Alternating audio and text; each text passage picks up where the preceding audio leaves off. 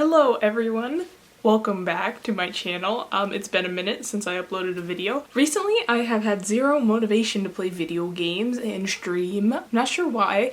I will log into like Animal Crossing for like 20 minutes, 15 minutes each morning and then not do anything video game related for the rest of the day. While I have been not motivated to play video games, I have been motivated to start reading again. That's why I'm here today in front of my bookshelf, and that's why the lighting looks very odd. I have my ring light out, which is super annoying because you can literally see it in my glasses, so I apologize. But I'm going to do a book wrap up for May. So I didn't really start reading until the middle of the month, so I didn't accomplish like a lot, I guess. I don't know. I still felt like I read a lot. Here are all of the books I read, or kind of read this month. I didn't finish 2 of them, which I'll get to that in this video, but I guess I'm gonna get started with the books. So there's 7 books in this stack, and I completed 5 of them. I think that's pretty good for starting in the middle of the month. Yeah, because again, I didn't start until like after the semester finished, and like I think I started reading on the 14th of the month, so it's been about 16 days since then. Today's the 30th, so I technically still have a day to finish the other books, so it could happen. I could update this, I don't know. But I'm just gonna go ahead and get started. The Song of Achilles was the first book I read. This is what kicked off my reading craze again, and this is the only 5-star rating I have for this month, personally. So The Song of Achilles by Madeline Miller is a retelling of the Iliad, basically, but I wouldn't say it's a retelling of the Iliad. It kind of follows the story of the Iliad, but it retells the life of Achilles and his relationship with Patroclus. That's really the main focus of the book. Historians do speculate that Patroclus and Achilles had some sort of a romantic relationship, and so this book really dives into that. Absolutely beautiful and stunning. I adored every second of it. I even like tabbed some of my favorite parts, which I was hoping to do with some more books, but that didn't really happen because I didn't love all of the books like I did with this one. This book had me crying for like 10 minutes after I finished. I just kind of like sat there and was just mourning. And I also saw a lot of people talking about this book, which is why I got it, because one of my favorite cosplayer influencers, Snitchery, she was the one who was looking for book recommendations, and she recommends this book.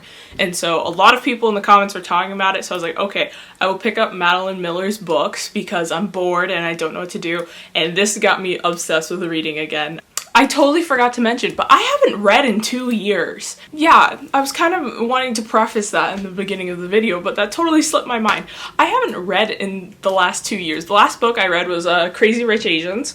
That was 2 years ago. This kicks off my 2-year reading dry spell, and I would have to highly recommend this one. And after I had read that book, I ended up buying like a ton of books. I discovered Book Outlet and all these other things, and yeah, so I bought a bunch of books, so maybe I'll do a book haul in the near future. I forgot to mention, but during this book, it literally made me want to reread the Iliad. I genuinely wanted to reread the Iliad because I loved getting all the references. Like, I was like, I remember that happening because I was forced to read it in my college honors English class my first year, and I hated every second of it, of course, along with all the other books we read in that class. But I don't know, just reading this, it made me feel so good. Like, I knew what was happening. And even though, because I knew what was happening and I knew it was going to happen in the end, I was still heartbroken. So highly recommend this one. The next book, of course, I have is Circe, which is also by Madeline Miller. After reading The Song of Achilles, I went into this one with high expectations, but I just did not feel as fulfilled as I did with reading the other book. This is a beautiful hardcover. It's got like this reflective thing going on. The pages are kind of like tattered, so it makes it look old. Again, like I said, I was trying to tab like the places I loved, but like I stopped after reading this book because I just didn't love it as many of the books as I did with The Song of Achilles. This book was good, but I felt like it was never ending. This book is about Circe. She is a daughter of a titan and a nymph, but Circe is kind of like the ugly duckling of the family. She's basically not pretty, not anything special. She doesn't have any apparent powers, but she discovers she's a witch. And because of this, she gets banished because Zeus is scared of her, and she gets banished to this island for all of eternity. And it just kind of like talks about her banishment and what happens on that island and the visitors that come through and her life with witchcraft. This book spans like thousands of years, so it just kind of felt like it was never ending. Like I said, it could have gone on forever, and it felt like it was never ending because you just hear so many of the stories. And again, this was another one of the books where it's like, I felt good that I was able to recognize the tales because of reading the Odyssey and reading Ovid's Metamorphoses. I actually have Metamorphoses on my bookshelf. But yeah, it just didn't give me that same feeling as the Song of Achilles. And it almost felt like there was no resolution. I don't know, maybe some people were happy with the ending, but I was like, what happened in the ending? I kind of had to reread it a couple times.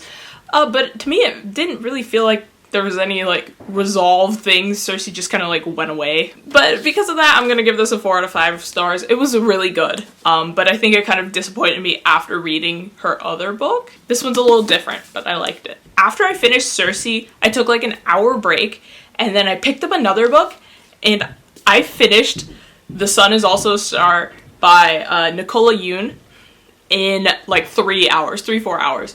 This I burned through. This book is about two people, a boy and a girl, and basically the boy thinks their lives are destined to be together forever.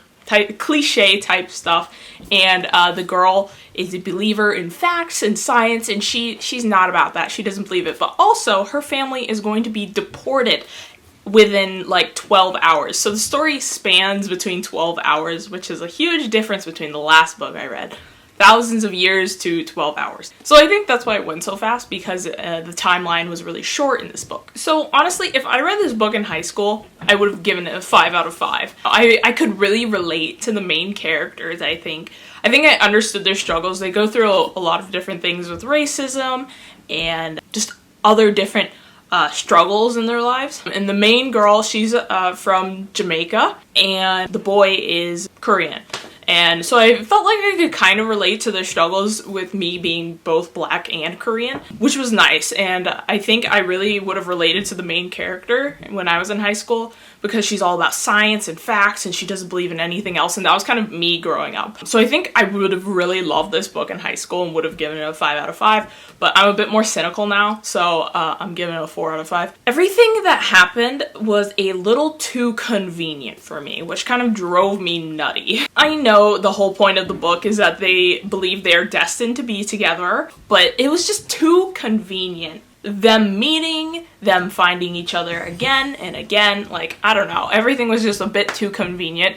I think if the book stopped right before the epilogue, it would have been a little better, but that's just my opinion. Little too convenient for me, but it was a really good read, and I finished it really fast, so I can't say I hated it. I actually enjoyed it. It was a fun read, and I haven't seen the movie, but now I can watch the movie that I've read the book. So 4 out of 5 stars for me. So like I said, the last book I read before I started reading again was Crazy Rich Asians, and I loved that book. So finally I decided to get the rest of the series, and these are the next 2 books I read. And boy, was I disappointed. Here's China Rich Girlfriend, the second book of the series. And first off, I just want to say I hate the size of this book. It is so thick, it is short, and it doesn't fit right on my shelf because this is the third book and this is the second book. The first and third book are the same size, but the second book is short, so I can't line them up right. So I'm just gonna say the first, chunk of this book, part 1 through halfway part 2. So honestly, the first half of the book was so boring. Oh my god. I think a lot of it just went over my head. I didn't see this problem with the first and the third book. Kwan just kept name dropping brands and architecture styles and just all of these things, foods. Just so much was happening, so many details, it kind of drove me nuts. Because if I don't know what something means and I don't know what something looks like, I will look it up. But if I did that with this book, I would never be done with it.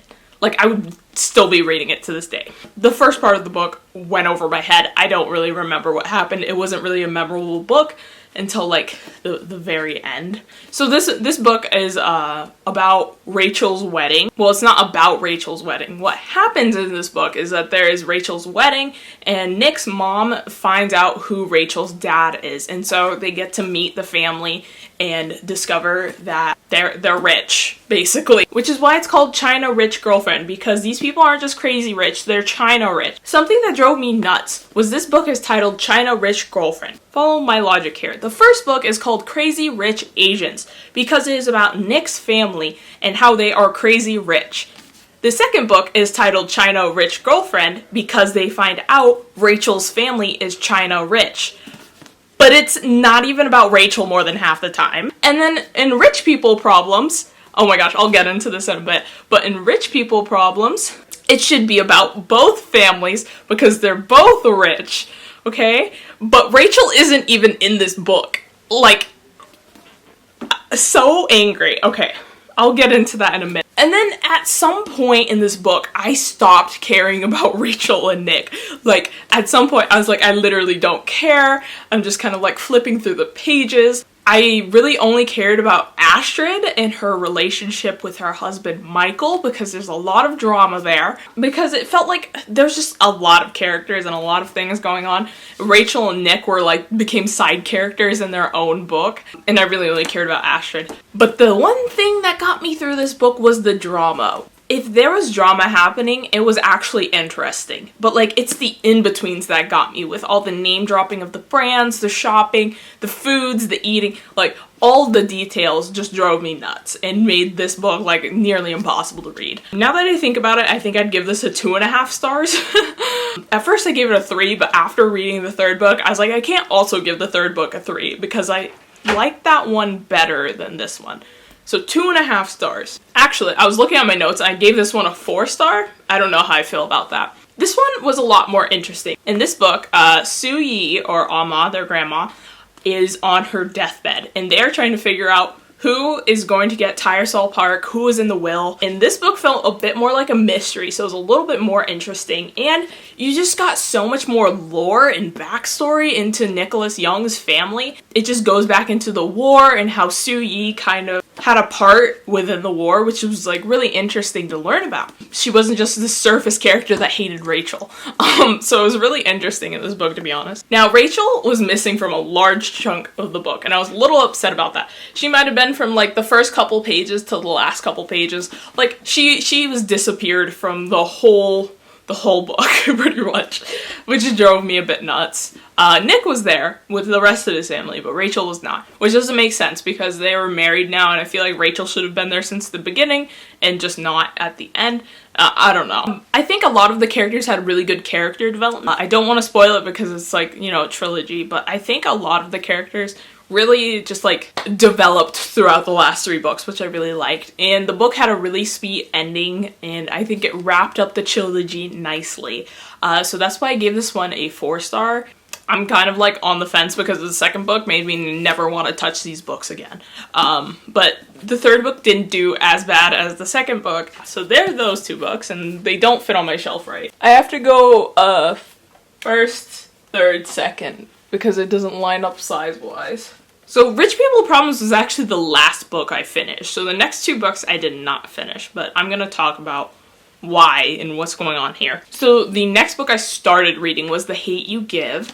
I made it to chapter 5, which is about 70 pages into the book, so not very far at all. It's a pretty thick book too. But I picked this book up a couple weeks ago because I saw it in the store and I was like, oh, okay, I've heard a lot of different things about this. I've heard good things, and there's a movie out and I've heard good things about that too. And so I was like, now would be a good time to, I guess, read it. And with recent events in America and honestly the rest of the world, I found this book really difficult to read. And it wasn't difficult in the sense like I couldn't get into it. It was difficult because we're living this reality right now. Like, this isn't fiction. This is real life. So I found this book really difficult to read when I'm consuming so much sensitive media every day. It was really difficult to kind of like go into my leisure time and read this. And then go back onto my phone and see the news and on Twitter and just all of these things are happening around the world. It was just really difficult to read. So hopefully I hope to resume this book sometime next month. For now, I decided to read a fantasy novel to kind of like escape from everything. Because originally I was gonna read a fantasy novel after Crazy Rich Asians, after I finished the trilogy, because I hadn't done that yet. But I decided to start this one instead, and I think I'm gonna put this one on hold. With that being said, this is the last book, The Golden Compass by Philip Pullman. I actually bought the trilogy. It's sitting right there. I made it to chapter 4 in this one, actually with the same amount of pages in as The Hate You Give. I've had a hard time reading this.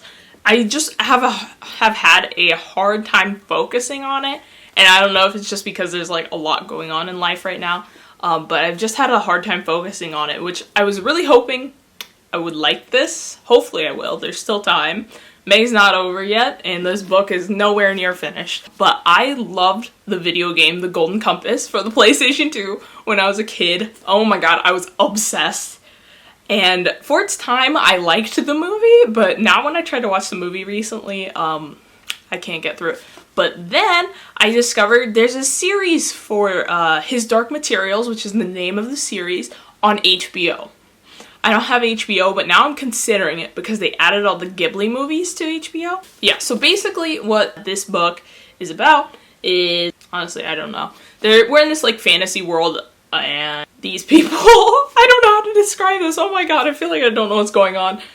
They have these animal companions, almost like familiars, and they're called daemons. And when you're young, they can shapeshift, but when you're old, they like stop shape-shifting. There's like these people coming in town that they call the gobblers, and they've been stealing the kids. And so Lyra, the main girl, she has to take her companion Pan. They go on a mission to find her friend from the gobblers. Her friend Roger got kidnapped. They go try and find Roger and the rest of the kids. I don't really have much to say about this right now. Maybe I can give an update while I'm editing this video. I don't know. So yeah, that is all I have to say. I guess I could link my Goodreads in the description.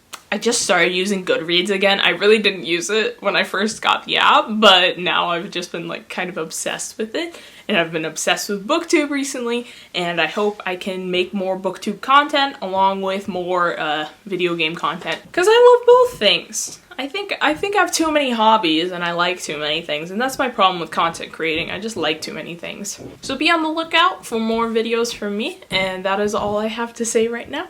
And I hope I can read more books this month, because again, I didn't start until halfway through the month.